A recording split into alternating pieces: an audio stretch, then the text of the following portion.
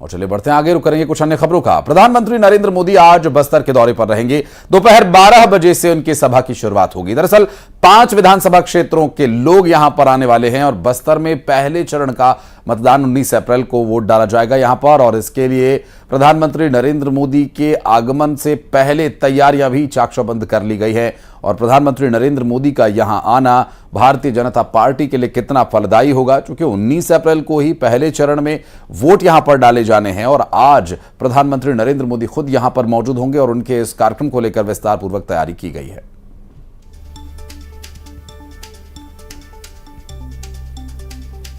आपको बता दें कि बस्तर में प्रधानमंत्री नरेंद्र मोदी की ये चुनावी रैली दोपहर 12 बजे से जनसभा होनी है। प्रधानमंत्री नरेंद्र मोदी यहां पर होंगे मौजूद।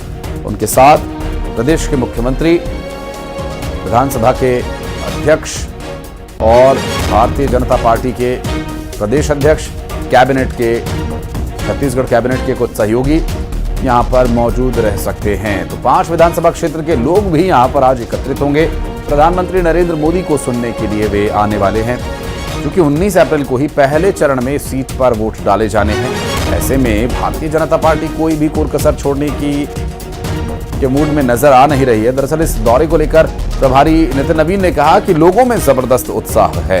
प्रधानमंत्री मोदी की गारंटी पर लोगों को पूरा भरोसा है और बस्तर की जनता से किया हुआ वादा पूरा करने के बाद पीएम मोदी बस्तर आ रहे हैं। उन्होंने कहा कि बस्तर की जनता का लोकसभा चुनाव में आशीर्वाद मिलेगा ही।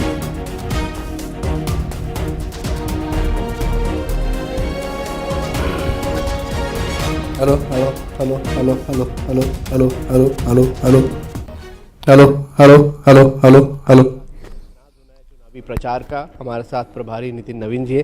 नितिन जी, प्रधानमंत्री आ रहे हैं बस्तर जैसी जगह से, शुरुआत कर रहे हैं, कोई खास मकसद? देखिए, बस्तर के लोगों ने हमेशा हमें आशीर्वाद दिया और पिछले चुनाव में भी आप देखेंगे फर्स्ट फेज बस्तर था और बस्तर के लोगों ने जिस प्रकार से आशीर्वाद दिया उसकी पूरी असर छत्तीसगढ़ में पड़ी। तो मेरा मानना है कि बस्तर में विशेष आगमन से कहीं ना कहीं बस्तर ही नहीं पूरा छत्तीसगढ़ उत्साहित हो जाता है। और जब मोदी की गारंटी को जिस प्रकार से विष्णुदेव साय की सरकार ने पूरा किया, चाहे वो चरण पादुका योजना को फिर से प्रारंभ करके हो, तेंदुपत्ता के कर संग्रहों का दर बढ़ाकर 5500 करने के, और ऐसे और भी कई बड़े फैसले जो छत्तीसगढ़ के बस्तर के इलाकों के लिए लिए गए, किसानों के लिए, महिलाओं के लिए महतारी वंदन शुरू किया गया। तो आप देखिए, याद होगा कि इसके पहले जब जगदलपुर की रैली हुई थी तो जो जन सैलाब अपने प्रिय नेता को देखने के लिए उमड़ा था, और आज तो मोदी की गारंटी को पूरा करने के बाद वो विष्णुदेव साय की सरकार के ने जो पहल करके किया, अब उसके बाद मोदी जी आ रहे हैं, तो कहीं ना कहीं एक ज़बरदस्त उत्साह है। पिछली बार बस्तर ही वो सीट थी जो आप लोग नहीं जीत पाए थे, उनमें से एक थी, तो इस बार क्या रणनीति है, क्या उम्मीदें हैं? देखिए, हम लोगों ने दोनों ही सीटें बस्तर और कोरबा पर पूरा ध्यान दिया है और हमारा पूरा ध्यान उन 9 सीटों को भी है जिनको हम लोगों ने पिछले बार जीता है। तो मेरा ये मानना है कि हम लोग 11 की 11 कमल नरेंद्र मोदी की झोली में डालेंगे और बस्तर से लेकर सरगुजा तक सभी लोकसभा को अलग अलग रणनीति के तहत भी हम लोग लड़ रहे हैं। वहाँ की वास्तविक जो स्थिति है उसको भी ध्यान में रख लड़ रहे हैं। और खास करके कांग्रेस ने किन प्रत्याशियों को दिया है जिन्होंने कांग्रेस के नेताओं के शहादत के कारण बने? ये कौन लोग हैं जो लोग भूपेश सरकार में केवल धन इकट्ठा करते रहे, भूपेश सरकार में जिन्होंने करप्शन किया, वो सारे वही मंत्री थके थकाए लोग चुनाव मैदान में हैं। शुक्रिया। तो नितिन नवीन थे और बस्तर वो सीट थी जहां पर पिछली बार भाजपा अपना पताखा नहीं फहरा पाई थी, इसीलिए बस्तर से ही आगाज भी इस बार प्रचार का प्रधानमंत्री मोदी खुद कर रहे हैं और सभी 11 सीटों को जीतने का दावा यहां पर बीजेपी कर रही है, प्रभारी नितिन नवीन कर रहे हैं। कैमरामैन मनीष के साथ अभिषेक शुक्ल, न्यूज़ 18 छत्तीसगढ़, जगदलपुर। और चलिए बढ़ते हैं आगे और भोपाल से एक अहम खबर, जहां आदिवासी अंचल पर कांग्रेस की पूरी नजर है। दरअसल सिवनी शहडोल में राहुल गांधी की जनसभाएं होनी हैं। मध्य प्रदेश में 22% आदिवासी वोटर्स हैं और आदिवासी वोटर्स को साधने का प्रयास कांग्रेस पार्टी का रहेगा और इसके लिए राहुल गांधी के दौरे प्रस्तावित हैं।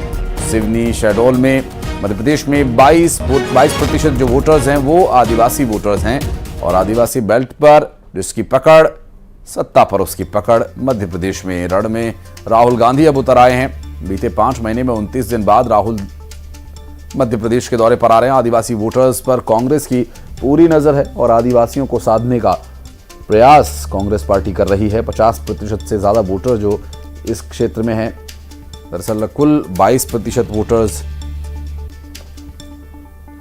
मध्य प्रदेश में हैं और शहडोल में जहां पुंदेलाल मार्को कांग्रेस पार्टी के प्रत्याशी हैं, जिनका हिमाद्री सिंह से मुकाबला होना है, भारतीय जनता पार्टी की लोकसभा चुनाव की उम्मीदवार हैं।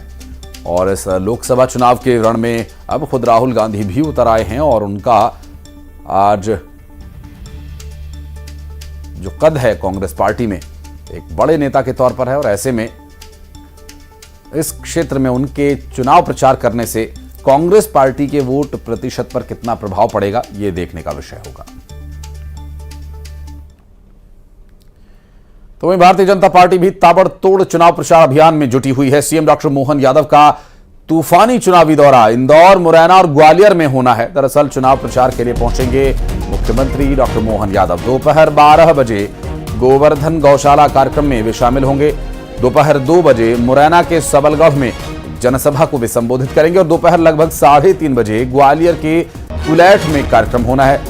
शाम 4:30 बजे ग्वालियर के बड़ा गांव में जनसभा को वे संबोधित करेंगे और शाम 5:30 बजे ग्वालियर के थाटीपुर में नारी शक्ति वंदन कार्यक्रम में वे शामिल होंगे और रात 7 बजे ग्वालियर के वृंदावन गार्डन में कार्यकर्ता सम्मेलन में शामिल होंगे। रात 9:15 पर सीएम भोपाल के लिए रवाना हो जाएंगे।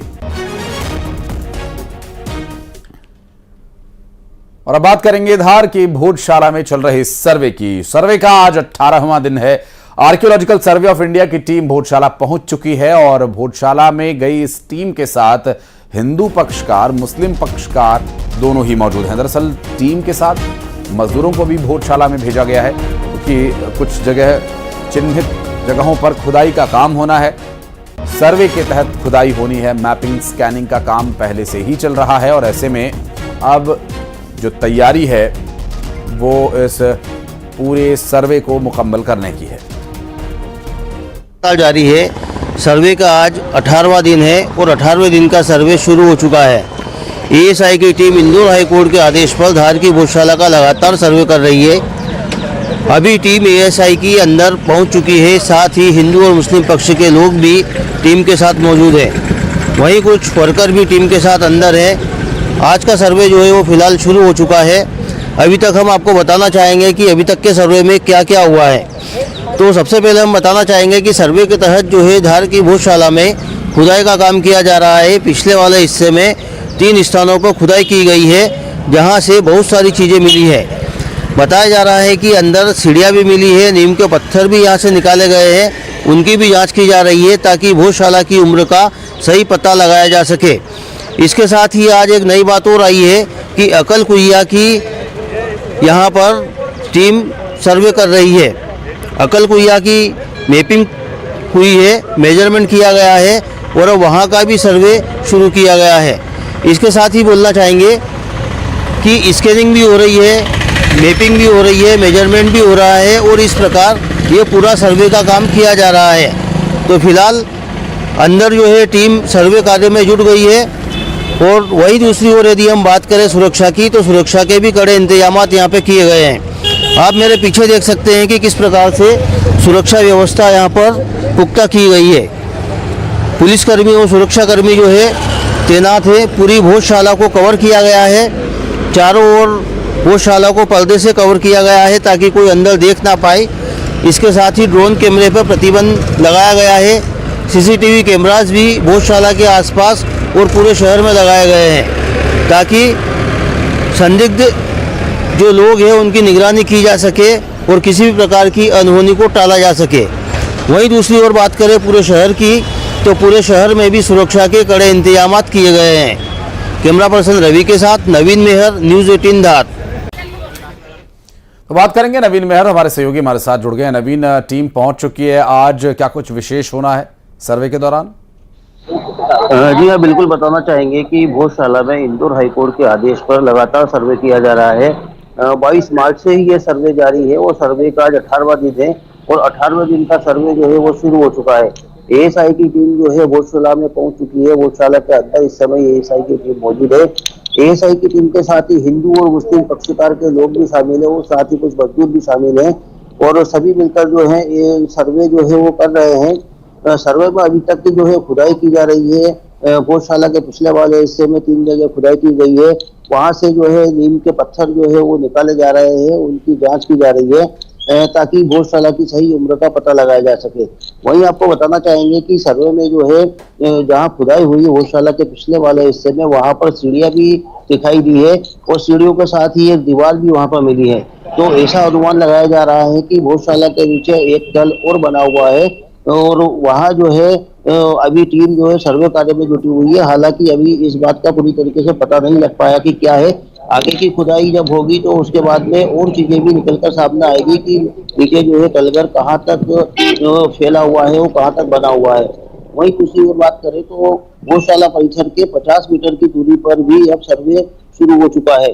अकल पुइया बनी हुई है गौशाला के ठीक सामने और वहाँ की भी मैपिंग जो है सर्वे टीम ने की है और वहाँ भी अब काम किया जाएगा। इसके साथ ही यदि हम सुरक्षा के लिहाज से बात करें तो पूरी गौशाला को जो है छावनी में तब्दील कर दिया गया है जी। गौशाला के आसपास जो है सुरक्षा के तगड़े इंतजाम किए गए हैं। पूरी गौशाला को चारों ओर से कवर किया गया है पर्दे से। बहुत शुक्रिया नवीन आपका इस पूरे मामले पर जानकारी के लिए।